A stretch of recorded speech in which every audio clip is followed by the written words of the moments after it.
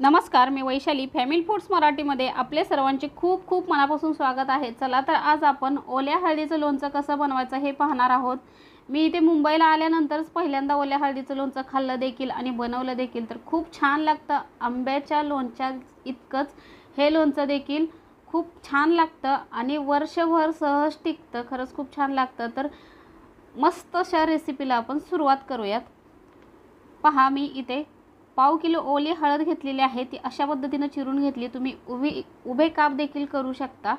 हळदीच्या निम्म आलं घेतलेलं आहे, ते देखील हळदीसारखं चिरून घ्यायचं। नंतर हिरवी मिरची घेतलेली आहे, अद्रक घेतलं तेवढीच, चवीनुसार मीठ घ्यायचं, 4 चमचे मोहरी घ्यायची आहे। मोहरी छान अशी टणटण उड्या मारेपर्यंत कमी गॅसवरती भाजून घ्यायची, व्यवस्थित अशी भाजून घ्यायची, म्हणजे टेस्ट छान येते। आता तेल पळीने 5 पळ्यात तेल गरम करून घ्यायचं आहे। मोहरीची पावडर करून घ्यायची आहे मिक्सरला, पहा अशा पद्धतीने। आता बाउलमध्ये ओली हळद ॲड करायची, आलं ॲड करूयात, मिरची ॲड करायची आहे, चवीनुसार मीठ ॲड करायचं, मोहरीची पावडर ॲड करायची। आता हे छान असं मिक्स करून घ्यायचं आहे। तुम्ही थोडेसे भाजून मेथी दाणे देखील ॲड करू शकता, मेथी दाण्याने देखील टेस्ट छान येते लोणच्याला।